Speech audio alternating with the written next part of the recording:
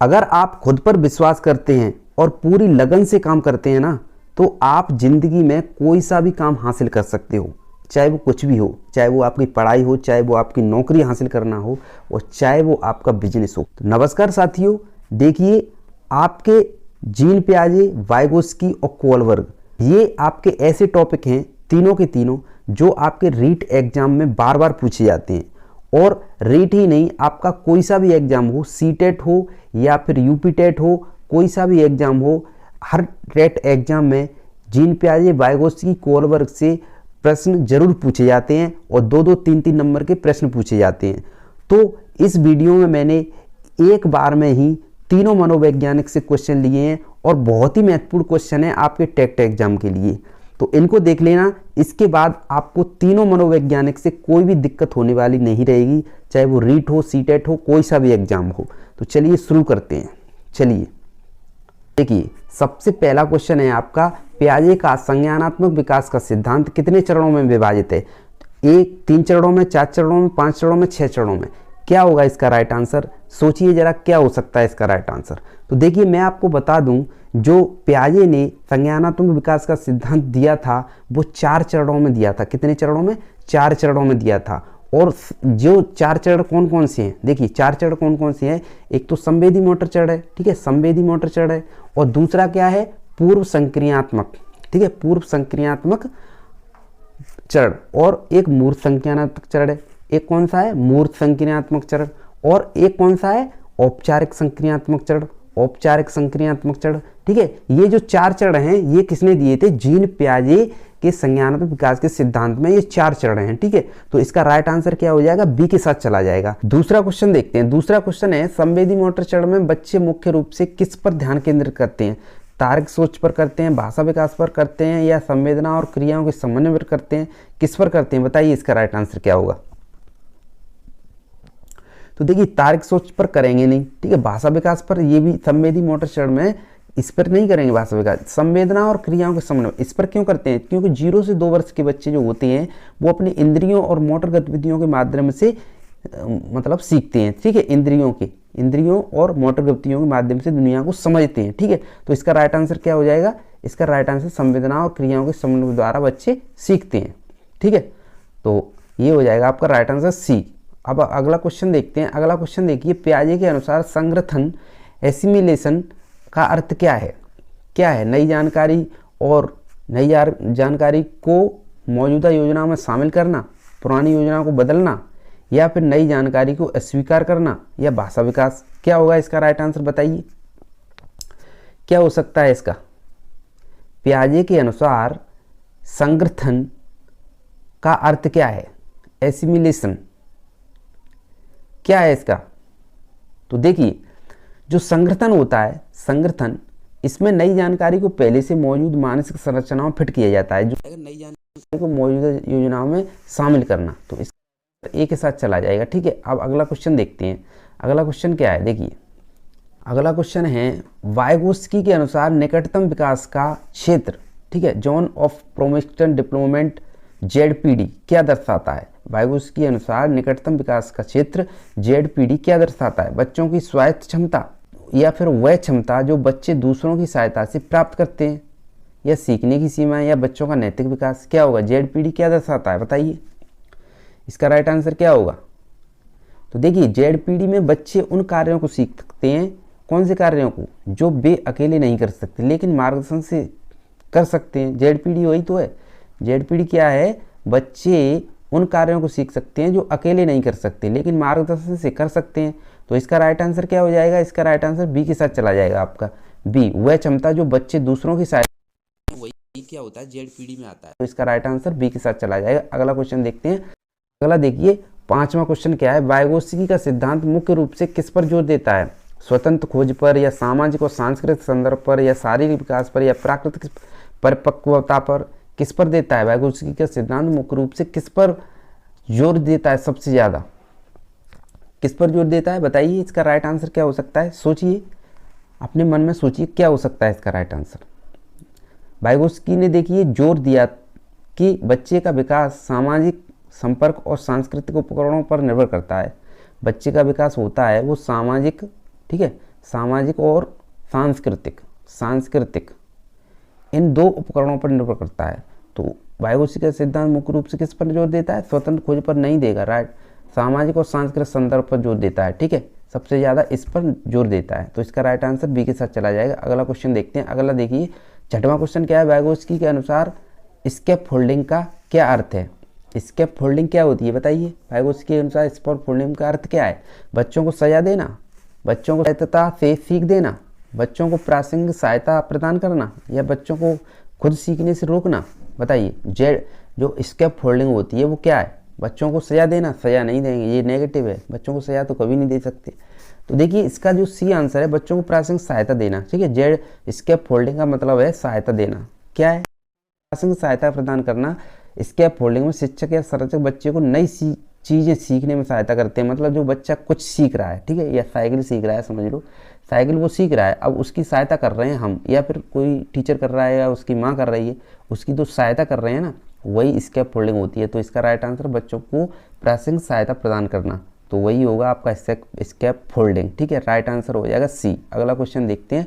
अगला क्वेश्चन क्या है? कोलबर्ग का नैतिक विकास का सिद्धांत कितने चरणों में विभाजित है? ठीक है, गलत है ये, संतुलन। कितने चरणों में विभाजित है? 2 में है, 3 में है, 4 में, 5 में है, कितने में है बताइए?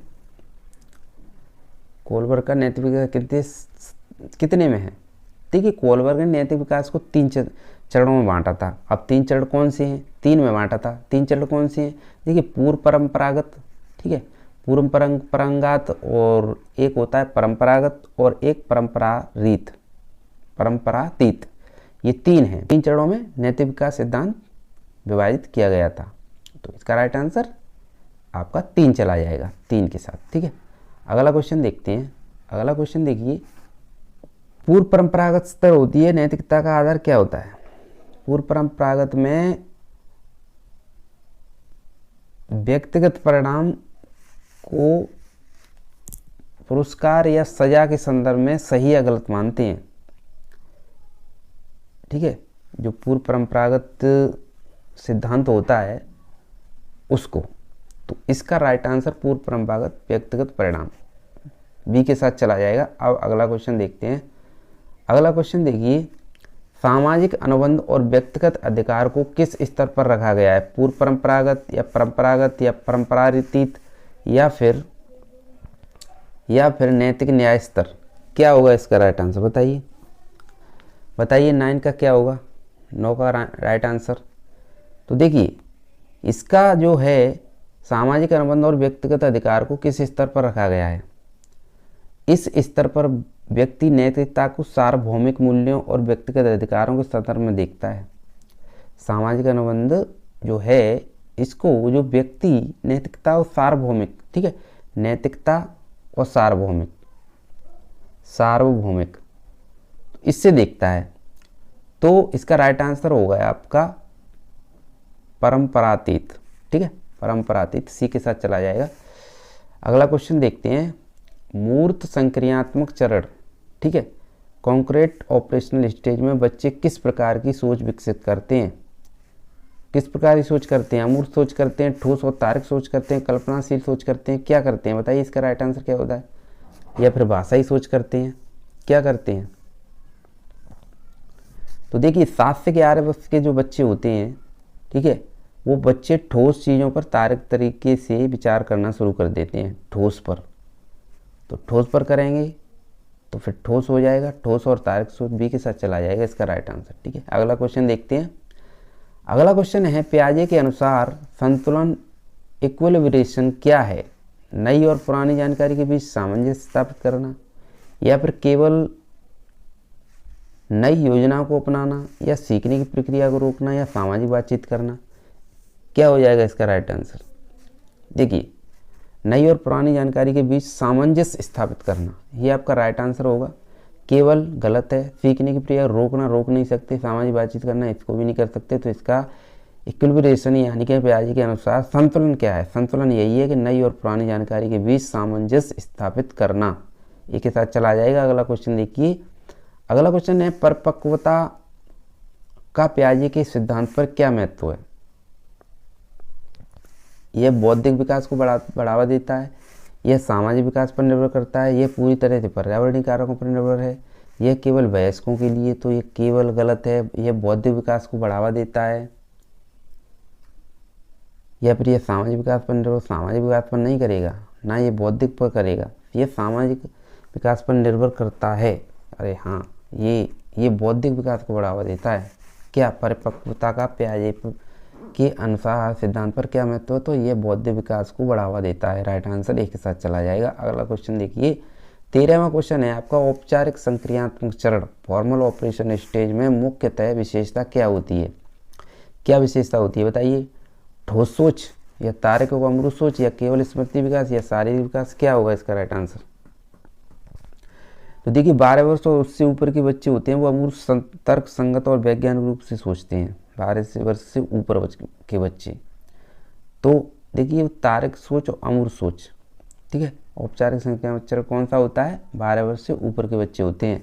औपचारिक संक्रियात्मक चरण होता है 12 वर्ष से ऊपर के बच्चे, ठीक है। तो ये कौन सी सोच रखते हैं? ये रखते हैं आपके तार्किक और अमूर्त सोच। तो इसका राइट आंसर बी के साथ चला जाएगा।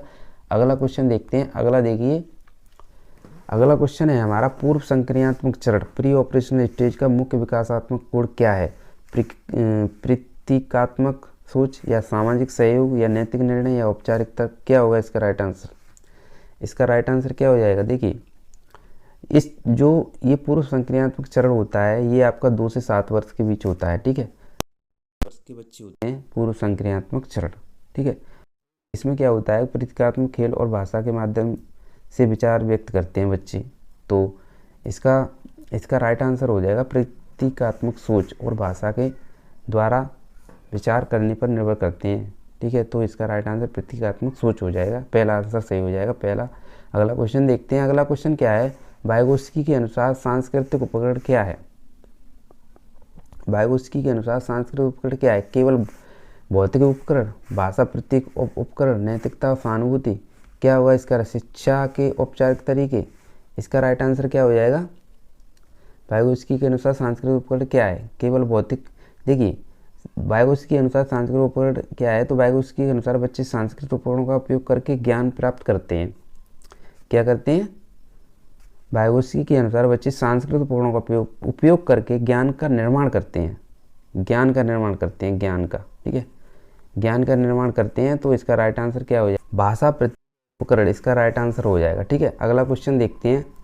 अगला क्वेश्चन देखिए 16वां क्या है? वाइगोत्स्की का सामाजिक निर्माणवाद व्यक्तिगत खोज पर है, सामाजिक बातचीत और सहयोग पर है, या स्वतंत्र कार्य पर है, परिपक्वता पर है, किस पर है? बताइए इसका राइट आंसर क्या होगा? देखिए वाइगोत्स्की का मानना था कि ज्ञान सामाजिक और संदर्भ में निर्भर होता है। वाइगोत्स्की का क्या मानना था? जो ज्ञान होता है वो सामाजिक में होता है, सामाजिक और संदर्भ, सामाजिक संदर्भ में होता है। तो ये क्या है? इसका राइट आंसर हो जाएगा आपका बी, ठीक है, सामाजिक बातचीत और सहयोग। अगला क्वेश्चन देखते हैं। अगला क्वेश्चन क्या है? वाइगोत्स्की के अनुसार भाषा का मुख्य कार्य क्या है? मुख्य कार्य केवल संचार का साधन, मानसिक प्रक्रिया को नियंत्रित करना, स्मृति बढ़ाना, खेल के लिए उपकरण, क्या होगा इसका राइट आंसर? बताइए। तो केवल संचार का साधन, देखिए मानसिक प्रक्रियाओं को नियंत्रित करना, मानसिक प्रक्रियाओं को नियंत्रित करना, ये क्यों होगा? ये क्यों होगा? क्योंकि इसमें देखिए वाइगोत्स्की ने कहा कि भाषा संज्ञानात्मक विकास को आकार देती है। क्या कहा था वाइगोत्स्की ने? भाषा जो होती है वो संज्ञानात्मक विकास को मतलब आकार देती है। तो इसका राइट आंसर वाइगोत्स्की के अनुसार भाषा का मुख्य कार्य क्या है? मानसिक प्रक्रिया को नियंत्रित करना, केवल गलत होगा, स्मृति बढ़ाना गलत होगा, खेल के लिए उपकरण गलत होगा। तो इसका राइट आंसर चला जाएगा आपका बी के साथ। अगला क्वेश्चन देखिए। अगला क्वेश्चन है वाइगोत्स्की का आंतरिक भाषण इंटर स्पीच किससे संबंधित है? बच्चों का दूसरों से बात करना, बच्चों की आत्मनिर्देशन प्रक्रिया, बच्चों का स्वतंत्र कार्य या सामाजिक विकास, क्या होगा इसका राइट आंसर? देखिए बच्चों की आत्मनिर्देशन प्रक्रिया, बच्चों की जो दूसरों से बात करना गलत होगा, बच्चों की आत्मनिर्देशन प्रक्रिया खुद निर्देशित है, बच्चों का स्वतंत्र कार्य गलत है, सामाजिक भाषा गलत है। तो वाइगोत्स्की की आंतरिक भाषा क्या है? बच्चों की आत्मनिर्देशन प्रक्रिया। राइट आंसर बी के साथ चला जाएगा। अगला क्वेश्चन देखते हैं। स्कैप फोल्डिंग में शिक्षक क्या करते हैं? बच्चों को पूरी तरह से छोड़ देते हैं, गलत होगा। बच्चों के लिए सभी कार्य स्वयं करते हैं, सभी स्वयं नहीं कर सकते, बच्चों को उनकी ज़रूरतों के अनुसार सहायता प्रदान करते हैं। तो इसका राइट आंसर क्या हो जाए? स्कैप फोल्डिंग, सहायता करना, तो सी के साथ चला जाएगा। अब देखते हैं अगला क्वेश्चन बी के साथ के 20वां। कोलबर्ग ने नैतिक विकास के सिद्धांत में सजा और आज्ञाकारिता किस स्तर पर आता है? पूर्व परंपरागत, परंपरारीत या फिर स्वायत्त, किस पर आता है? किस पर आता है बताइए, क्या हो सकता है इसका राइट आंसर? तो देखिए इस स्तर पर बच्चे सजा से बचने के लिए नैतिक निर्णय लेते हैं। जो ये स्तर होता है ना आज्ञाकारिता, तो इस पर बच्चे क्या करते हैं? नैतिक निर्णय लेते हैं। किससे? सजा से बचने के लिए। तो पूर्व परंपरागत हो जाएगा, इसका राइट आंसर एक के साथ चला जाएगा। ठीक है, अगला क्वेश्चन देखते हैं। अगला क्वेश्चन है परंपरागत स्तर पर नैतिकता का मुख्य आधार क्या है? तो व्यक्तिगत लाभ, सामाजिक स्वीकृति और कानून, नैतिक सिद्धांत या केवल गलत है व्यक्तिगत लाभ। तो देखिए इसका राइट आंसर क्या हो जाएगा आपका? सामाजिक स्वीकृति और कानून। इसका राइट आंसर बी के साथ चला जाएगा। ठीक है, तो अगला क्वेश्चन देखते हैं। अगला देखिए कोलबर्ग के अनुसार नैतिक विकास किस पर निर्भर करता है? आयु पर करता है, संज्ञानात्मक विकास पर, पर्यावरण, भाषा, किस पर करता है कोलबर्ग के अनुसार? तो देखिए कोलबर्ग ने कहा था कि नैतिकता संज्ञानात्मक सोच के साथ विकसित होती है। कोलबर्ग ने क्या कहा था? नैतिकता संज्ञानात्मक सोच के साथ विकसित होती है। तो इसका राइट आंसर क्या हो जाएगा? संज्ञानात्मक विकास। ठीक है, संज्ञानात्मक विकास हो जाएगा कोलबर्ग के अनुसार। तो बी के साथ चला जाएगा। अगला क्वेश्चन देखते हैं। अगला है नैतिक सार्वभौमिकता। ठीक है, यूनिवर्सल एथिकल प्रिंसिपल्स किस स्तर पर हिस्सा है? किस स्तर का हिस्सा है? पूर्व परंपरागत, परंपरातीत, पारंपरिक, किस स्तर का है बताइए? तो देखिए इस स्तर पर नैतिक निर्णय सार्वभौमिक नैतिक सिद्धांतों पर आधारित होती है। कौन से पर होती है? सार्वभौमिक। तो इसका राइट आंसर क्या हो जाएगा? परंपरातीत हो जाएगा इसका राइट आंसर। इसका राइट आंसर सी के साथ चला जाएगा। अगला क्वेश्चन देखते हैं। अगला क्वेश्चन है आपका कोलबर्ग ने नैतिक विकास के लिए कौन सा शोध पद्धति अपनाई? कोलबर्ग ने नैतिक विकास के लिए कौन सी शोध पद्धति बनाई? तो प्रयोगात्मक, साक्षात्कार या अवलोकन परीक्षण। कोलबर्ग ने नैतिक विकास के लिए कौन सी शोध पद्धति अपनाई? तो देखिए उन्होंने बच्चों से नैतिक दुविधाओं पर सवाल पूछकर अपने सिद्धांत विकसित किए। नैतिक दुविधाओं, ठीक है, कोलबर्ग ने किया था नैतिक दुविधाओं पर सवाल विकसित किए थे। तो नैतिक दुविधाओं पर सवाल विकसित किए थे, तो इसका राइट आंसर क्या हो जाएगा? साक्षात्कार हो जाएगा, बी के साथ चला जाएगा। प्रयोगात्मक तो हुआ नहीं, अवलोकन भी नहीं होगा, परीक्षण भी नहीं होगा, तो इसका राइट आंसर बी के साथ चला जाएगा। तो वो इसका राइट आंसर साक्षात्कार हो जाएगा। उनका साक्षात्कार लेना होगा, मतलब साक्षात्कार के साथ चला जाएगा। तो ये थे आपके पूरे के 24 क्वेश्चन और ये आपके हो चुके हैं। ठीक है, तो ये आपके तीनों मनोविज्ञान से संबंधित क्वेश्चन थे, इनको देख लेना। ये आपके रीट एग्जाम में पूछे जाने वाले क्वेश्चन है, बहुत ही महत्वपूर्ण क्वेश्चन है। इसके बाद आपको रीट एग्जाम में तीनों मनोविज्ञान से संबंधित कोई दिक्कत नहीं होगी। अब मिलते हैं अगले वीडियो में।